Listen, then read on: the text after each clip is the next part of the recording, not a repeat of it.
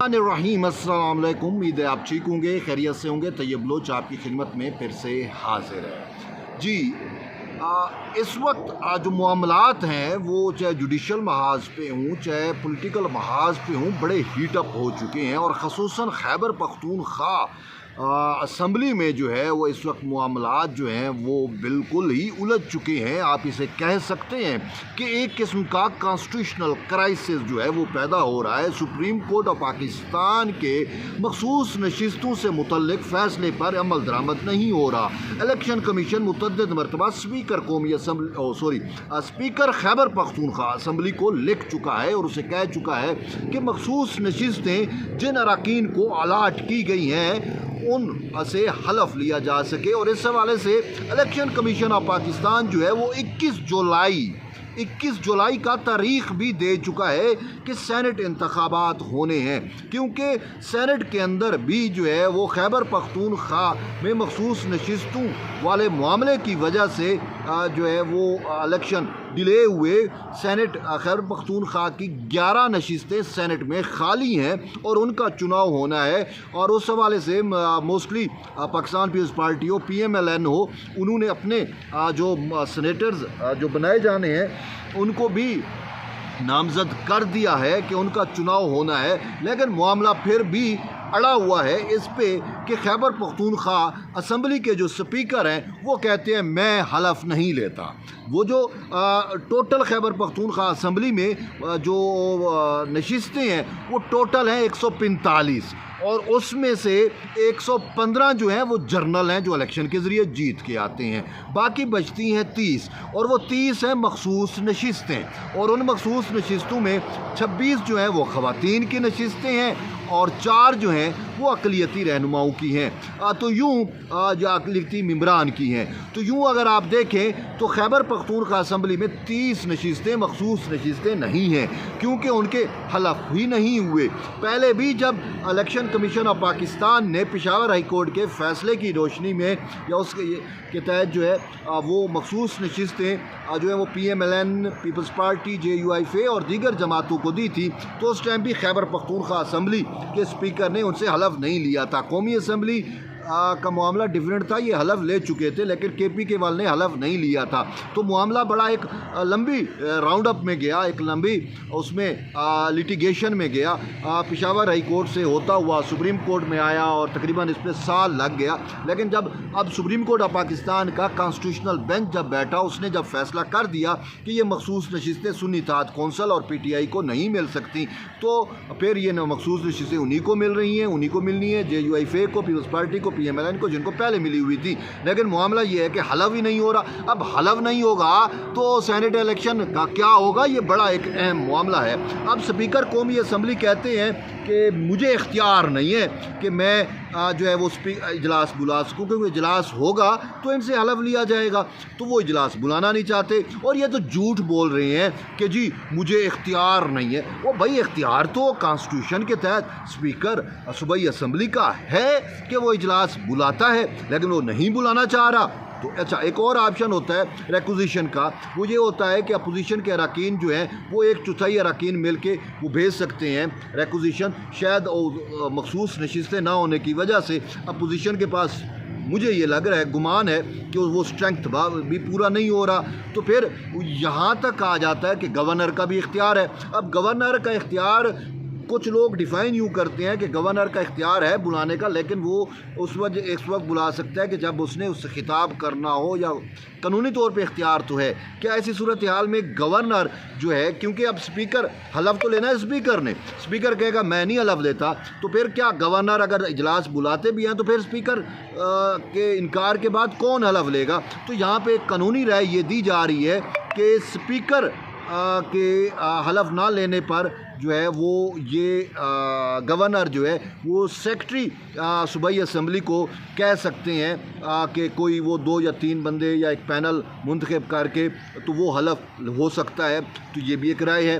लेकिन यहाँ पे एक और मामला भी है और वो ये है कि मखसूस नशिस्तें ख़ासकर जो पाकिस्तान मुस्लिम लीग नून की 7 अरकान है ग़ालिबन, जिनसे हलफ जो हलफ जिन्होंने लेना है उन अरकान ने जो है वो इलेक्शन कमीशन को ख़त लिखा है और साथ ही जो ख़त लिखा है chief justice Peshawar high court को और उसकी कापी जो है वो यहाँ पे भेजी है चीफ जस्टिस याह्या अफरीदी को भी। और उसमें उन्होंने मुद्दा ये इख्तियार किया है कि ऐसी सूरत हाल में जब स्पीकर इनकार कर दे तो फिर आर्टिकल 255 है उसको उन्होंने शायद कोट किया है और कहते हैं कि फिर जो मामला है वो ये है कि पेशावर हाई कोर्ट के जो चीफ जस्टिस हैं वो किसी को नॉमिनेट कर सकते हैं, वो अपना रोल प्ले कर सकते हैं और यूँ हमसे हलफ जो है वो लिया जा सकता है। लेकिन ये सारी चीज़ें जो हैं वो अभी देखना है कि ऑप्शन क्या इस्तेमाल होता है। ये क्राइसिस तो बड़ा शदीद हो रहा है और उसमें वजह क्या है कि तहरीक इंसाफ तो कभी नहीं चाहेगी क्योंकि तहरीक इंसाफ की वहाँ पे हुकूमत है और ये ख़बरें ऑलरेडी चल चुकी हैं कि वहाँ पे तहरीक अदम एतमाद हो सकता है, PTI का हुकूमत ख़त्म किया जा सकता है अगर मखसूस नशिस्तें उनको मिल गई। सारा मामला मखसूस नशिस्तों पर खड़ा हुआ है तो PTI तो कभी नहीं चाहेगी, स्पीकर तो कभी नहीं चाहेगा कि वो अपने पाँव काटें कि वो PTI की हुकूमत को गिराएं या गिरने के लिए कोई ऐसा इकदाम कर जाएं जिसकी वजह से उसकी हुकूमत जो है उनकी हुकूमत जो है वो गिर जाए। वो तो ऐसा नहीं चाहेंगे, इसी वजह से वो तो हर मुमकिन रखना डालेंगे, हर मुमकिन तौर पर रोड़े अटकाएंगे कि ये हलफ ना हो सके। तो यूँ अब जब ये हलफ नहीं होते तो फिर जो 11 सेनेटर मुंतखब होने हैं खैबर पख्तूनख्वा असम्बली ने करने हैं वो कैसे होगा।